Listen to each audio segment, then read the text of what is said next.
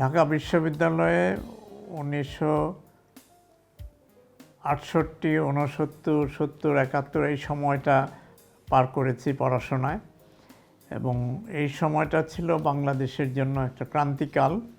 স্বাধীনতা সংগ্রামের শুরু হয়েছিল 71 সালে।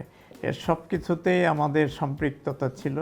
1973 সালে ঢাকা বিশ্ববিদ্যালয়ে যখন 2.5 মাসের সামার ভ্যাকেশন হলো, আমরা কতিপয় ছাত্র, তার মধ্যে ডাক্তার ছিল, কৃষিবিদ ছিল, এমন একটা টিম 7 জনের নিয়ে আমি গ্রামে চলে যাই। যুদ্ধবিধ্বস্ত দরিদ্র মানুষ, তাদেরকে কি করে উজ্জীবিত করা যায়, তাদেরকে কিভাবে তাদের নিজ পায়ে দাঁড় করানোর জন্য তাদের পাশে থেকে কাজ করা যায়। আমরা মির্জাপুর উপজেলার একটা পাহাড়ি এলাকা বেছে নিয়েছিলাম। তো সেখানে আমরা কাজ করতে গিয়ে দেখেছি মানুষ কত অসহায়। সরকারের দপ্তর আছে তাদের সাহায্যের জন্য, কিন্তু তারা সেখানে সুবিধা পাওয়ার জন্য তারা অ্যাক্সেস করতে পারে না। উৎপাদনের জন্য তাদের কোনো টেকনিক্যাল নো-হাউ নাই এবং ওই এলাকায় তাঁতিরা ছিল, তাঁতিদের যে সুতা পাবে সেটার জন্য কোঅপারেটিভ, সেগুলো কার্যকর নেই। তো আমরা এদের বিভিন্ন গ্রুপ নিয়ে 2.5 মাস কাজ করলাম। ইউথ টাইমের যেটা খুব ইম্পর্ট্যান্ট সময়, তার 5টি বৎসর আমি গ্রামে কাটিয়েছি এবং উন্নয়নের কাজে মানুষের পাশে থেকে কাজ করেছি। পরবর্তীতে আমার এই গ্রামীণ কার্যক্রম কন্টিনিউ করা সম্ভব হয় নাই। পারিবারিক প্রয়োজনে আমাকে একটা জব নিতে হয় এবং ইস্পাত ও প্রকৌশল কর্পোরেশনে জেনারেল ম্যানেজার ছিলাম, কিন্তু সেখানে আমি খাপ খাওয়াতে পারি না। চাকরি আমি ওই পর্যায়ে ছেড়ে দিয়ে আবার এই এনজিও বাসা ফাউন্ডেশন এটা করার জন্য উদ্যোগী হই এবং ওই সময়টা আমাদের ছিল খুব চ্যালেঞ্জিং। অবশ্যই স্মরণ করতে হবে, সে হচ্ছে আমার স্ত্রী, যিনি গত বছর ডিসেম্বরে ইন্তেকাল করেছেন। জেনারেল ম্যানেজারের চাকরি ছেড়ে দিয়ে, গাড়ি বাড়ি এসব ছেড়ে দিয়ে আমি এই এনজিওর কাজে সার্বক্ষণিক আমি জড়িত হচ্ছি। সেই পর্যায়ে অনিশ্চিত একটা সমস্যার মধ্যে আমার স্ত্রী তখন পাশে দাঁড়ালো, বলল, যেহেতু তুমি চাচ্ছ মানুষের জন্য কাজ করতে, এটা তোমার ব্যাকগ্রাউন্ড, ঠিক আছে, আমি যে চাকরি করি সোনালী ব্যাংকের অ্যাসিস্ট্যান্ট জেনারেল ম্যানেজার, এই চাকরি করে তো অনেকে পরিবারও চালাচ্ছে, আমি না হয় পরিবার চালাবো, তুমি মানুষের জন্য কাজ করবে। বাসে ঝুলে ঝুলে গ্রামে চলে যেতাম। ইব্রাহিম খালেদ সাহেব, যিনি বাংলাদেশ ব্যাংকের ডেপুটি গভর্নর ছিলেন, উনি আমাকে সহযোগিতা করেছিলেন পিকেএসএফের পার্টনার হওয়ার জন্য, বুদ্ধি পরামর্শ দিয়েছিলেন। 1992 সাল থেকে আমরা পিকেএসএফের পার্টনার অর্গানাইজেশন এবং তখন থেকে আমরা ঋণ কার্যক্রম করে চলছি।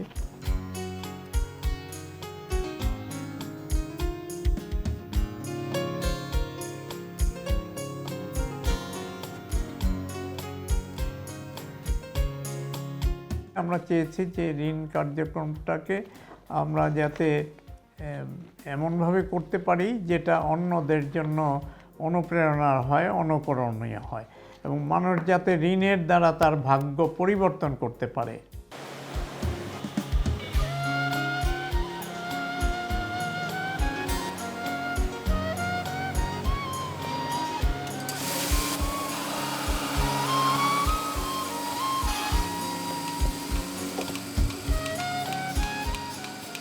আমার নাম সুমি, আমি বাসা ফাউন্ডেশনের একজন সদস্য। আমি আর আমার হাজব্যান্ড 2 জন মিলে এই খামারটা প্রতিষ্ঠিত করছি। আমাদের মোট গরু হলো 43টা। প্রতিদিন দুধ আসে 270 লিটার, মানে মাসে প্রায় 5 লাখ টাকার মতো দুধ বিক্রি করি। সুমন এগ্রো ডেইরি ফার্মে মোট সম্পদ হলো প্রায় 2 কোটি টাকার মতো।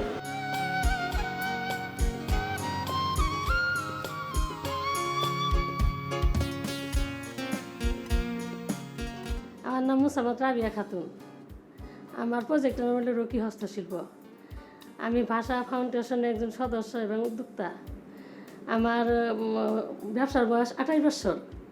আর আমার কর্মচারী হইলো বাসায় 10 জন হইলো বেতন করা, আর মাঠে 2000 হইলো প্রোডাকশনে কাজ করাই। আমার এই সমস্ত কাপড় সারা বাংলাদেশে যা 64টা ডিস্ট্রিক্টে মাসে 5 লক্ষ টাকার মাল বিক্রি হইলে আমার একে থেকে 1.5 লাখ টাকা লাভ থাকে। এই ঋণ কার্যক্রমে আমাদের 80টি শাখা অফিসের মাধ্যমে আমরা কাজ করছি। মোট 13টি জেলা, 67টি উপজেলায় এই কাজ চলছে। লক্ষিত সদস্য সংখ্যা এখন 75,000-এর মতো, আর ঋণী সংখ্যা আমাদের 55,000-এর মতো। এখন ঋণ কার্যক্রমে নিয়মিত কর্মী এখন 600 জনের অধিক। এর মধ্যে বিভিন্ন ক্যাটাগরির আমাদের স্টাফ আছে, রিজিওনাল ম্যানেজার্স আছে, ক্রেডিট অফিসার্স এবং হেড অফিস থেকে কন্ট্রোলিং অফিসিয়ালস আছে। অডিট ডিপার্টমেন্ট কাজ করছে, অ্যাকাউন্টস ডিপার্টমেন্ট কাজ করছে, মনিটরিং ডিপার্টমেন্ট কাজ করছে। এটা একটা সুসংগঠিত একটা কার্যক্রম। আমরা চেয়েছি যাদেরকে আমরা ঋণ দিব, সেই ঋণ ব্যবহারের জন্য তাদেরকে উপযুক্ত করে তোলার জন্য কিভাবে প্রশিক্ষিত করা যায়, দক্ষতা বৃদ্ধি করা যায়, তাদের ম্যানেজমেন্ট ক্যাপাসিটি বৃদ্ধি করা যায়, এই ক্ষেত্রেও আমরা কাজ করেছি। তো বিউটিফিকেশন, টেইলরিং, গার্মেন্টসের কাজ করার জন্য প্রশিক্ষণ, তারপরে এই ওয়েল্ডিং, এই যত ধরনের ইনকাম জেনারেটিংয়ের কাজ হতে পারে এই সব ক্ষেত্রে তাদেরকে আমরা তৈরি করেছি।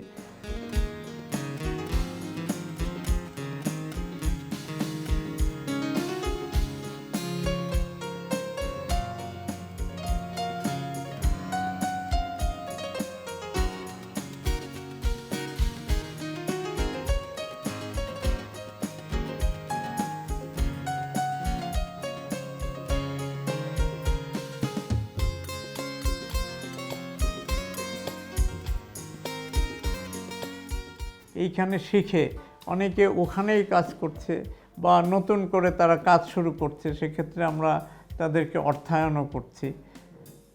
আবার অনেকে এই দক্ষতাকে দেখে তারা বিদেশেও চলে গেছে।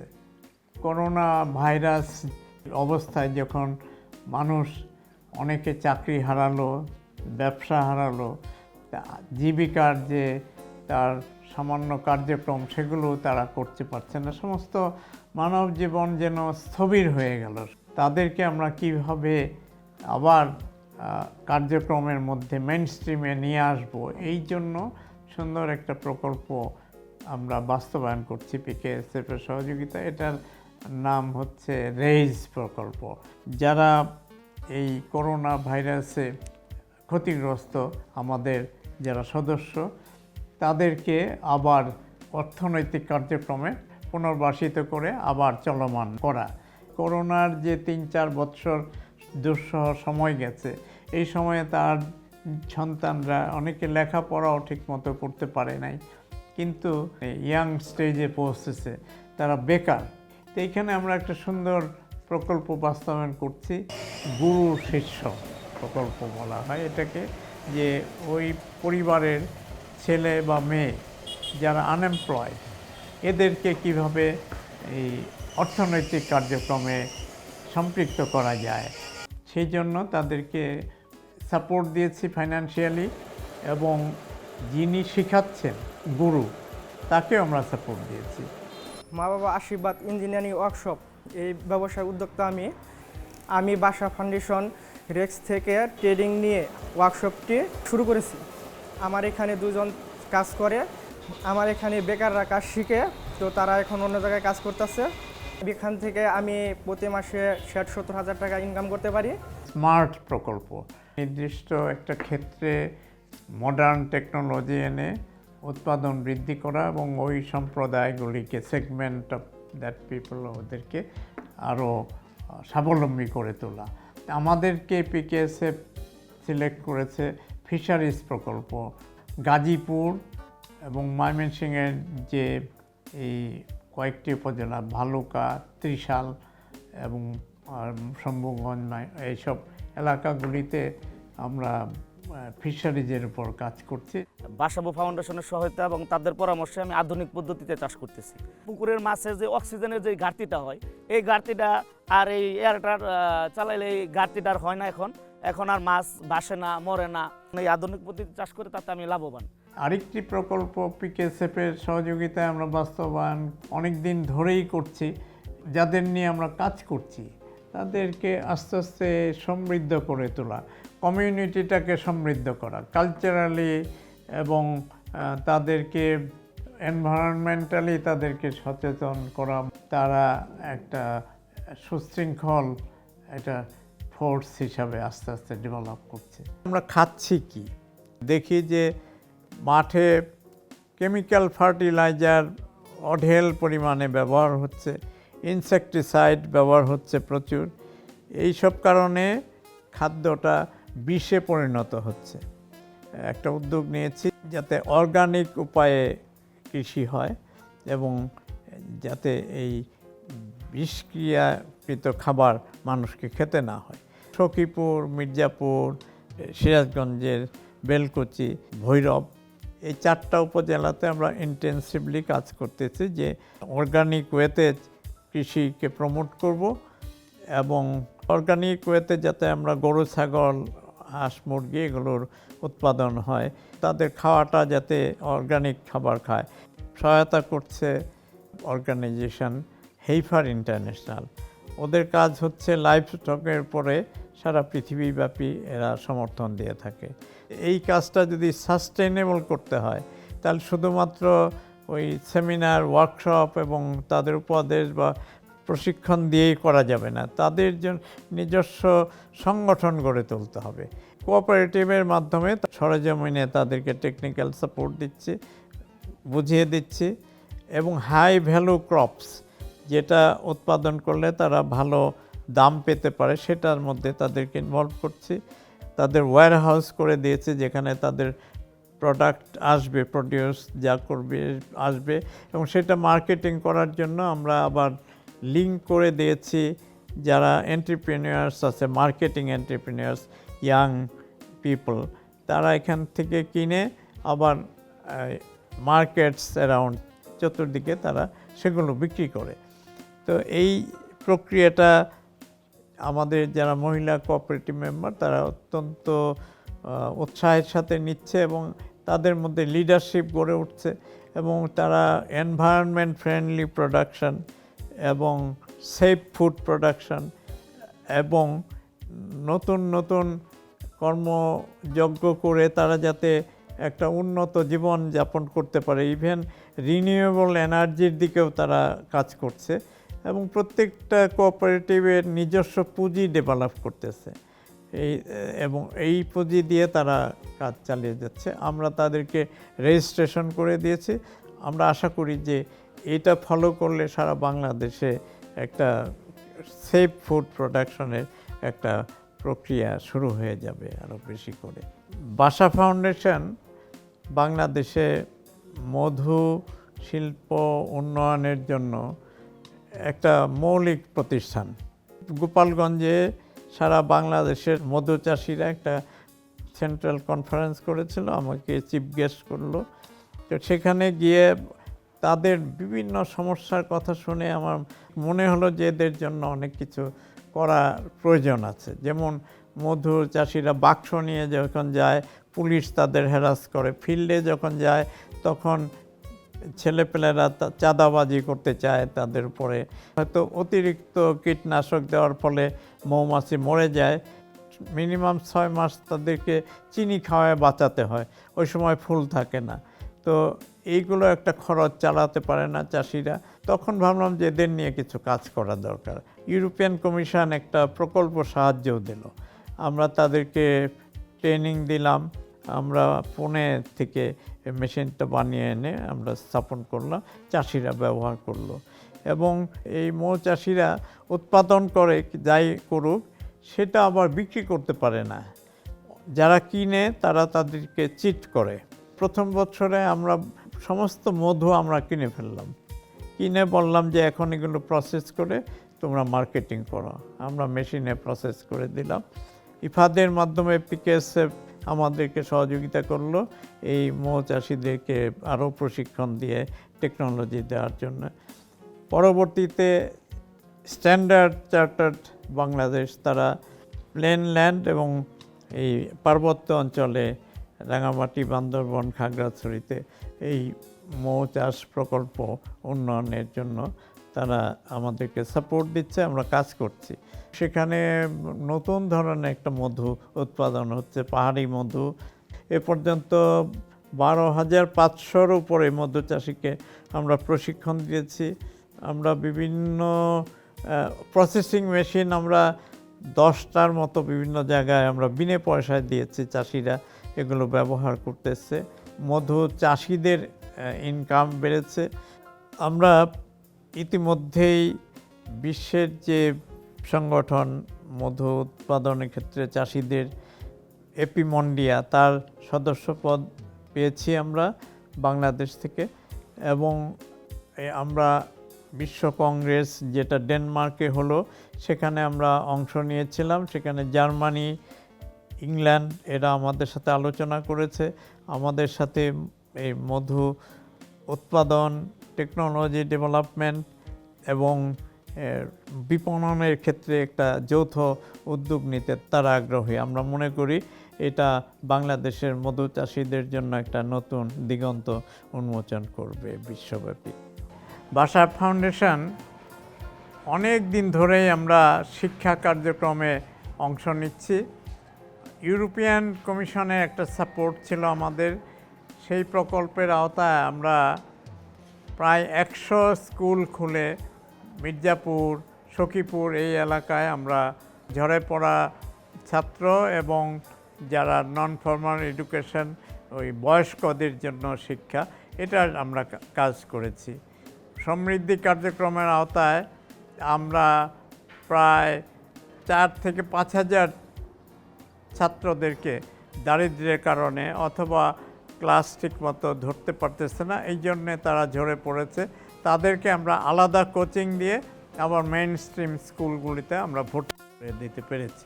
সরকারি প্রোগ্রামেও আমরা ঢাকার বিভিন্ন স্লাম এলাকার কাছাকাছি অনেক দরিদ্র বাচ্চা যারা ঝরে পড়েছে নানা কারণে শিক্ষার থেকে, তাদেরকে আমরা আলাদা স্কুলিং করে ক্লাস 5 পাস করিয়ে তাদেরকে আমরা হাই স্কুলে ভর্তি করার ব্যবস্থা করেছি। ঢাকা ওয়াসার সঙ্গে সহযোগিতা একটা প্রকল্প আমরা নিয়েছি, সাপোর্ট দিচ্ছে এশিয়ান ডেভেলপমেন্ট ব্যাংক তাদের গ্রান্ট প্রোগ্রামের আওতায়। ঢাকার 37টা স্লামে যারা বসবাস করছে, লিগ্যাল এইডের উপরে আমরা তাদেরকে সচেতন করছি। তাদের যে right for water sanitation, wash, সেই ব্যাপারে তাদের সচেতন করছি। এবং এই রাইটস পেতে হলে তাদেরও দায়িত্ব আছে, সেই দায়িত্ব সম্বন্ধেও তাদের সচেতন করছি। পরিবেশের উন্নয়ন করে কিভাবে ইসলামে একটু ভালোভাবে থাকা যায় সে ব্যাপারে তাদেরকে পরামর্শ দিচ্ছি।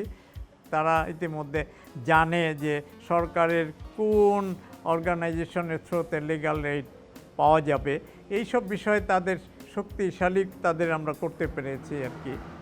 এই এম্পাওয়ারমেন্টটা আমরা মনে করি একটা বিশেষ অর্জন। বাসা ফাউন্ডেশনের পুতুল আন্টি, তারপরে হচ্ছে কি জ্যোৎস্না আন্টি, সালমা আন্টি, তারা আমাকে বুঝালো, আমিও মেনে নিলাম যে অল্প বয়সে মেয়েদের বিয়ে হলে অনেক ধরনের ক্ষতি হয়। তার বাপ মাকে বুঝাইছি এবং মেয়েকেও বুঝাইছি, তোমার 18 বছর হোক, তারপর তোমার বিয়ে হওয়ার উপযুক্ত বয়স হবে। আমি যেহেতু লিগ্যাল ফোকাস ভাষা ফাউন্ডেশনের, তো ওই ক্ষেত্রে উনি আমার সাথে কথা বলছে। কথা বলার পরে আমি অ্যাডভোকেট ম্যাডামকে ফোন করছি, ম্যাডামে আইসিয়া ওনাদের সাথে কথা বলে তারপর আমি বলছি যদি আরও বেশি সমস্যা থাকে এই নাম্বারগুলো দিছি 109 and 999, মানে যখন যেটা সমস্যা হবে এই নাম্বারে ফোন দিলে তোমরা এটা সমাধান করতে পারবা। আমার স্বামী আমাকে অনেক নির্যাতন করতো, মারধর করতো, শারীরিকভাবে মানে অনেক আঘাত করতো। তখন আমি আমার এলাকার সুমিয়া পাউনি লিগ্যাল ফোকাস হিসেবে কাজ করে ওনাকে বলছি। উনি পরে এটা আমাদের এলাকার গণ্যমান্য যে আমজাদ কাকা, আবার অ্যাডভোকেট ফারজানা আফা, ওনাকে নিয়ে এটা সমাধান করে দিতেছে। এখন আলহামদুলিল্লাহ ভালো আছি। আমাদের এলাকায় অনেক ঝুলন্ত টয়লেট ছিল, এখন ওয়াসার মাধ্যমে যে ভাষাহীন যে এইখানে টয়লেটগুলো দিছে এটা খুবই উপকৃত হয়েছে। বাথরুম টয়লেট, আগে ঝুলন্ত টয়লেটে অনেক জায়গায় অনেক ডায়রিয়া আমেশা হয়তো, কলেরা হইতো, এখন ওই দিক থেকে আমরা অনেক উপকৃত।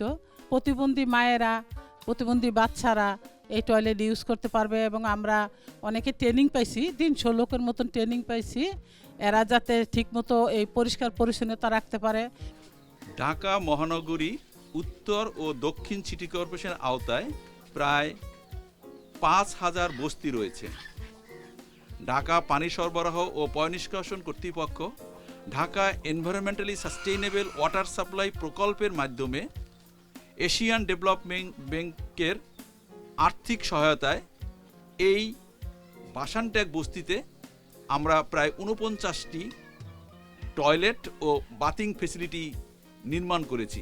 জাতিসংঘের যে অভিলক্ষ্য রয়েছে সেই অভিলক্ষ্যের সাথে সুর মিলিয়ে ঢাকা ওয়াসার সাথে বাসা ফাউন্ডেশন এবং BISR আইনি সহায়তা এবং নারীর প্রতি সহিংসতা বিষয়ক প্রায় 300 জন লোকের প্রশিক্ষণ দিয়েছে এবং কমিউনিটি বেস অর্গানাইজেশন তৈরি করে যে সকল নির্মিত টয়লেট এবং বাথিং ফেসিলিটি তার রক্ষণাবেক্ষণ এবং পরিষ্কার পরিচ্ছন্নতা এই কাজটিও এই বস্তিবাসীর সিবিও কমিটির মাধ্যমে করা হবে। ওয়াশ ক্ষেত্রে বাংলাদেশে একটা ব্যাপক অর্জন হয়েছে। আগে ওপেন ডেফিকেশন ছিল, এখন বাংলাদেশের ওপেন ডেফিকেশন বলতে গেলে নাই, এখন সব পিট ল্যাট্রিন এগুলো হয়েছে। তো most of the people now use latrine. এই ওয়াশ ক্ষেত্রে মিউনিসিপ্যালিটির সঙ্গে আমাদের পার্টনারশিপ আছে। আমাদের পার্টনারশিপ আছে ওয়াটার এইডের সঙ্গে, ইংল্যান্ডের। আমরা ওয়াটার অর্গের সাথে আমরা কাজ করছি। আমরা PKSF-এর একটা বিডি ওয়াশ প্রকল্প, এই প্রকল্পের মাধ্যমে কাজ করছি। আমরা সুপেয় পানি সবাইকে দেওয়ার জন্য কাজ করছি।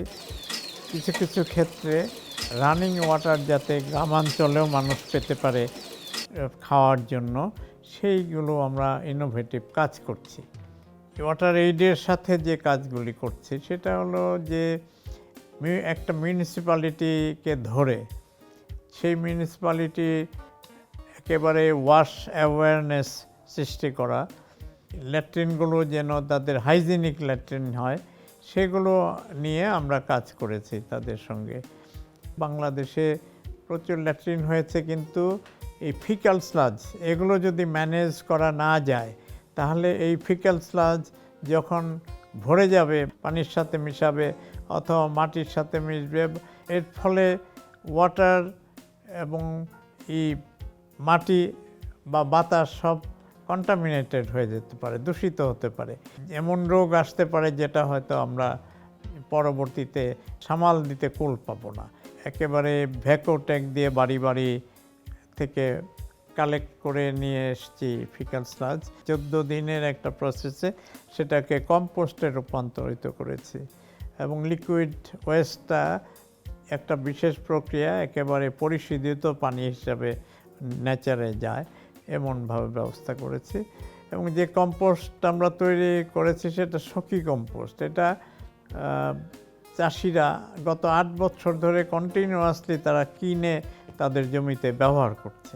ফিক্যাল স্লাজ প্রজেক্ট, এটা ব্র্যাক সহ ইন্টারন্যাশনাল অর্গানাইজেশন যারা আছে তারা বিভিন্ন মন্ত্রণালয়ের 6 জন সচিব গেছে এগুলো দেখার জন্য। আফ্রিকা, ল্যাটিন আমেরিকা থেকে আসছে এটা দেখার জন্য। কারণ এ পর্যন্ত যেটা হয়েছে বিভিন্ন দেশে, আমিও দেখেছি যে ফিক্যাল স্লাজ ম্যানেজমেন্ট হয়তো কালেকশন করে ডাম্পিং হচ্ছে এক জায়গায়, কিন্তু সেটাকে যে ট্রান্সফর্ম করে ইকোনমিক রিসোর্সে পরিণত করা, এই একটা টোটাল ইন্টিগ্রেশনটা শুধুমাত্র এই প্রকল্পে সম্ভব হয়েছে, যেই কারণে সবাই এটায় উৎসাহিত। বাংলাদেশ সরকারও 8ম পঞ্চবার্ষিক পরিকল্পনায় এই ফিক্যাল স্লাজ প্রকল্পটি তারা বাসার যে কার্যক্রম, সেই কার্যক্রমকে তারা বলেছে যে এইটা should be replicated in all the municipalities of Bangladesh. 8ম পঞ্চবার্ষিক পরিকল্পনায় এটা পরিষ্কারভাবে উল্লেখ করেছে, বাসা এবং ওয়াটার এইডের নাম উল্লেখপূর্বক সখীপুর মিউনিসিপ্যালিটিতে এই প্রজেক্টটা করেছি। সখীপুর উপজেলায় একটি ইকো কম্পোস্ট প্লান্ট রয়েছে, যেটি আমরা ফিকাল স্লাজ কালেকশন করে সেটি ফিল্টার করে ইকো কম্পোস্ট সার উৎপাদন করি এবং ফিকাল স্লাজ থেকে আমরা তরল পানি পিউরিফিকেশন করে আমরা পরিবেশের মধ্যে ছেড়ে দিই।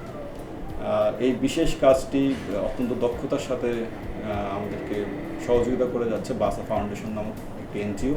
ভবিষ্যৎ পরিকল্পনা হিসেবে আমরা একটি হসপিটাল নির্মাণের পরিকল্পনা করছি, যেখানে আমরা চাচ্ছি যে সেই হসপিটালে টাকা মেডিকেলের আদলে ধরেন একই হসপিটালে আপনার ধনী এবং গরিব শ্রেণী, বিভিন্ন শ্রেণীর মানুষ একই ধরনের চিকিৎসা এনশিওর করবে এবং সেখানে মানুষের মধ্যে চিকিৎসার একটা সমতা তৈরি হবে। ভবিষ্যতে 64টি জেলায় আমাদের বিভিন্ন কার্যক্রম নিয়ে কাজ করার পরিকল্পনা রয়েছে। আমি এই প্রকল্পগুলো যখন ঘুরে ঘুরে দেখি তখন আমাদের মনে হয় যে আমরা সমাজের একটা খুব গুরুত্বপূর্ণ কাজে আমরা অবদান রাখতে পেরেছি।